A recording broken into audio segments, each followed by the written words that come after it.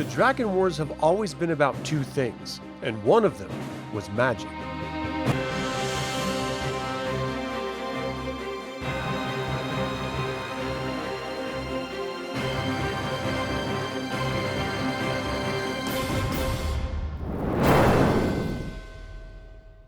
Welcome to another DragonLance Saga episode.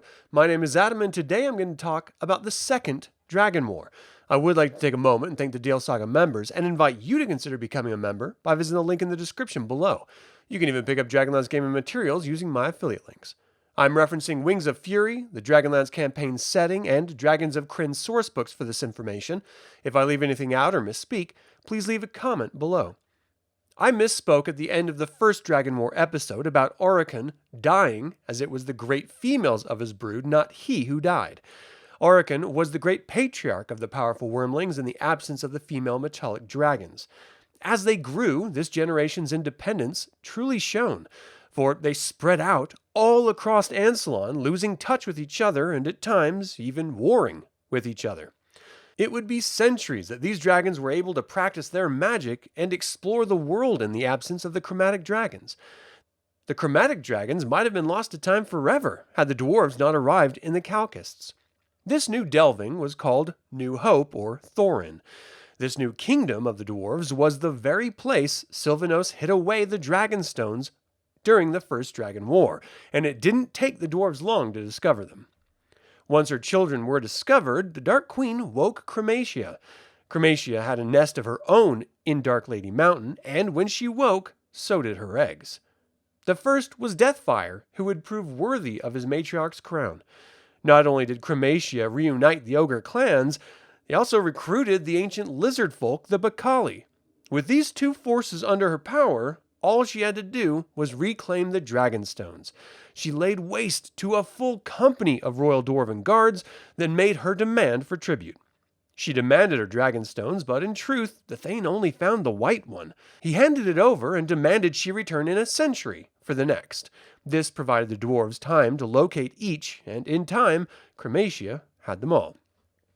Krynn needed to release the dragon's souls from the Dragonstones and used ancient Bakali's shaman in sacrifice. When both were plunged into Dark Lady Mountain's volcano, it exploded, raining destruction over hundreds of miles, and subsequently formed the Lords of Doom. The immense forces which were unleashed allowed Tikhisis to reach into Krynn and tore them asunder, and ultimately the dragons were released. The initial onslaught, which marked the beginning of the Second Dragon War, was vastly more brutal than the first.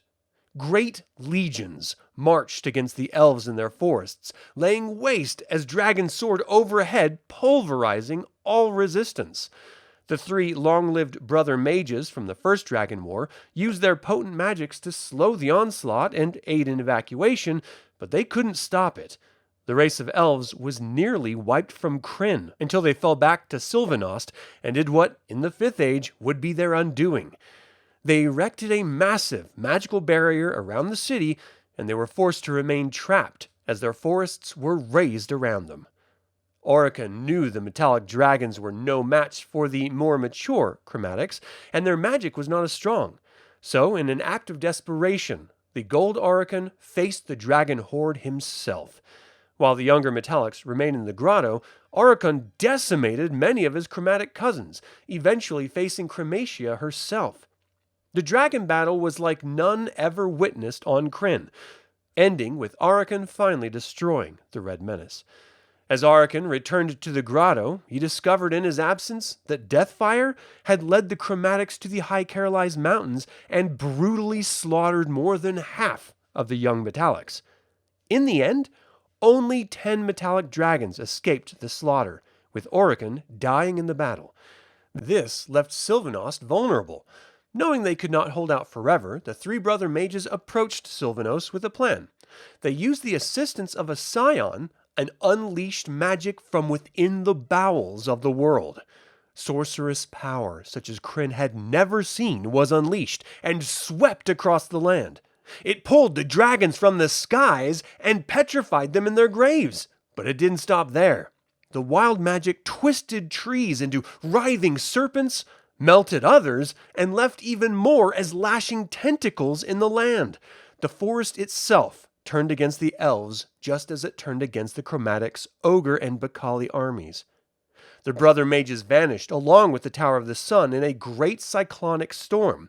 This saved them from a mob of enraged elves for what they had wrought.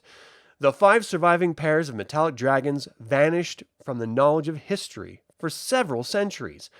Khalk and Silver Daria fled to the high mountains of southern Ergoth. The gold, Aurican and his mate Blythelan, disappeared, probably taking the form of human scribes in Palanthas. The bronze layered in the southwestern coast of Ansalon, and the brass and coppers sought warmer climates in the north. Worse yet was the fate of the chromatic dragons. All of them were destroyed, save for Deathfire and his clutch of eggs. The magic unleashed forced him into slumber beneath the Lords of Doom, however, and it would be over 1,000 years before the world heard from him again, though in the darkness he would grow and dream of revenge. This marked not only the end of the Second Dragon War, but the formation of the Orders of High Sorcery. I would recommend watching that video if you're interested in the outcome of the 3 elven brother mages. In the time after the Second Dragon War, the metallic dragons were able to secure their foothold on Krynn, while the other mortal races secured and grew their own empires. Every metallic dragon in the 5th Age of Krynn can trace their lineage to these 5 surviving pairs, forming a legacy that would last millennia. The dwarves would discover the ancient dragon grotto in the Carolize and form Thorbarden within it. Ergoth rose and split, forming Solamnia.